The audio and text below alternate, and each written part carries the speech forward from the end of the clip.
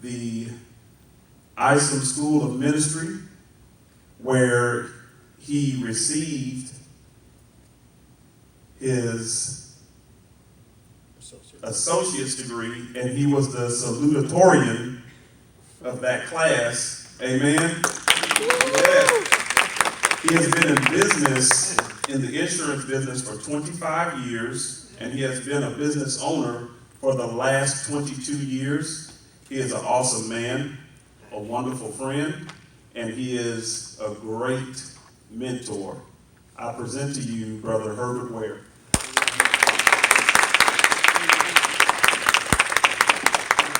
I'm glad you have that on tape.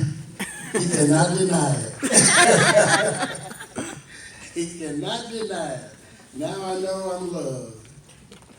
Good morning. Good morning. We're going to cover some topics here that are near and dear to my heart. And I do want to take the time again to thank Dr. Moore and the Board of Directors of ISOM for this opportunity. I want to thank God for letting it be in His will that I'm standing before you today, and I hope the Holy Spirit use me properly for your benefit. We're going to talk we're going to cover topics such as the grind versus the hustle. Okay? Obviously, a grind is a dreary, monotonous rut that we tend to get into. It's one of those things we call a job sometimes. All the time, you find people going from home, work. Well, maybe you go home, work, church. But it can become a grind. It becomes a rut. But then we also want to talk a little bit about the hustle.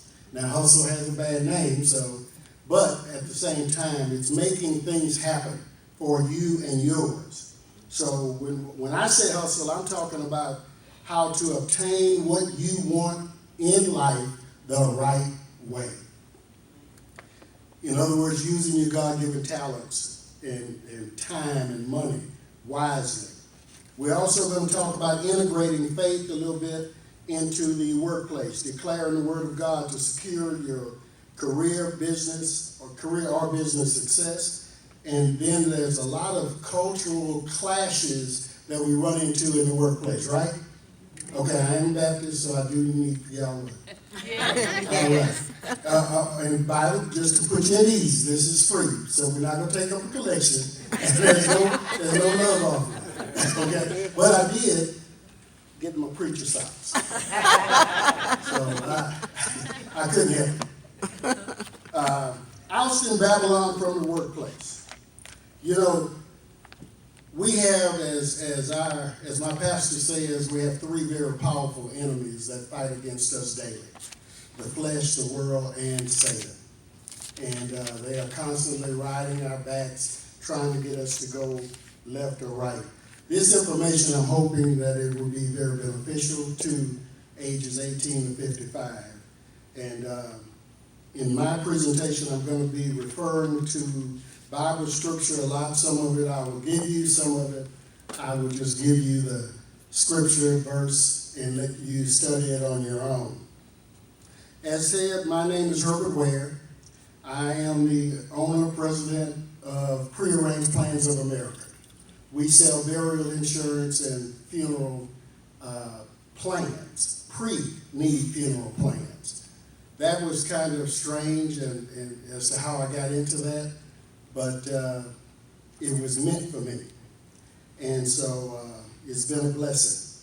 I do want to thank the Board of Directors of ISOM also, and acknowledge my wife so I can go home. Okay. Now, let's go to work. We have a son that played basketball, and he was a good basketball player.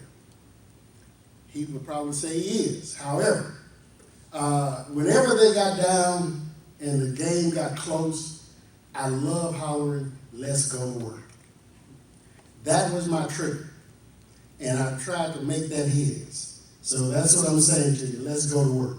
We're going to talk about the grind and the hustle. The grind is working for somebody else, and the hustle is working for yourself. You know, I always say that there are stages in life From 0 to 20, you're looking at learning. From 20 to 40, you practice. From 40 to 60, you should be able to make things happen. That's when you should be able to call things into existence. All too often, when we get into our 40s, we get tired of being on the grind. We start thinking outside the box and want to do our own thing. We want to take the education, the experience, life experiences, and put them to work for us individually and build our own business. Actually, when you start hitting 50 to 60, then companies start looking at you funny. Because now you might cost them more money medically, right? Yeah. You're at top pay, maximum pay. So they have a tendency to want to look at you kind of strange also.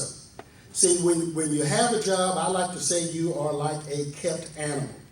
You are told when to come, when to go, when you can be off, okay, how long your breaks are. So everything about you is regulated by someone else.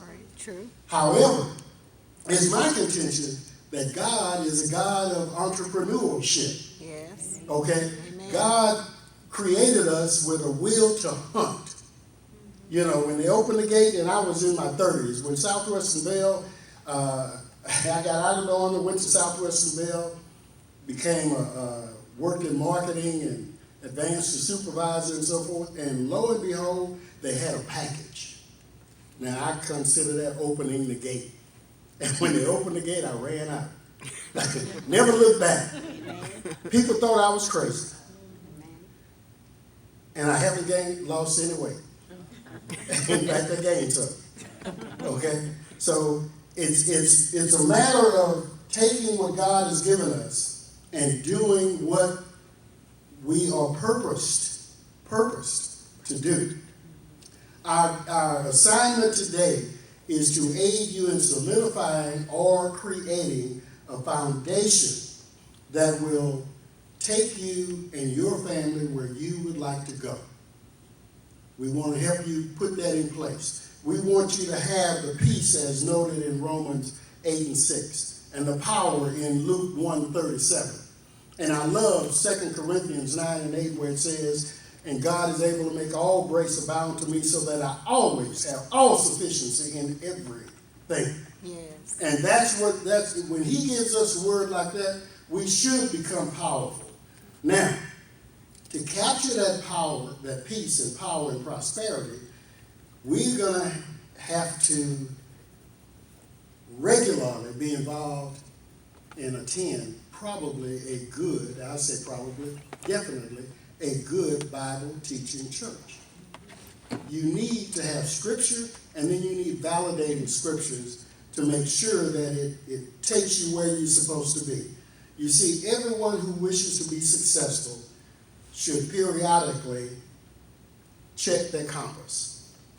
Hopefully you got a picture of the compass when you came in, and if you didn't, you can have one when you get it when you go out. Two things about a compass. Compass is designed to keep you on the right track, put you on the right road. The second thing, it denotes as a verb your comprehension of a situation, a place, or a thing. So compasses are very important. And a compass will never tell you where you've been. It's always talking about where you're going. So I believe every year the successful, the shakers and movers should sit down and check their compass. See what they did, didn't do, should not have done, etc. And realign themselves. You know, an airplane is never from point A to point B straight line. It's always on and off course while it's traveling. And so we are pretty much the same, but we definitely should work to make sure that we get where we want to go. So today we want to foster the entrepreneurial spirit that God gave you. We want to get you to look 10 and 20 years down the road. That's why I asked a couple of youngsters to come, because they are our upcoming generation. You know, typically we are taught with society today to look at what we have and to look at tomorrow. But we need to look at generations down the road. We need to look at what our generations are going to have. The Bible does tell us that if we do what we're supposed to do, our generations to come will be blessed, right? Right. Okay. So the value of today is only determined by what it produces years from now. If you think in terms of that, you forget about and you minimize the struggles that we go through right now. Now, you might say, well, hey, I don't have a business, I work on somebody's job and so forth, but the principles of success are the same. The principles of success, working on a job or working your own business, are all the same. You know, again, if you can't create anything, put a twist on something that's already there.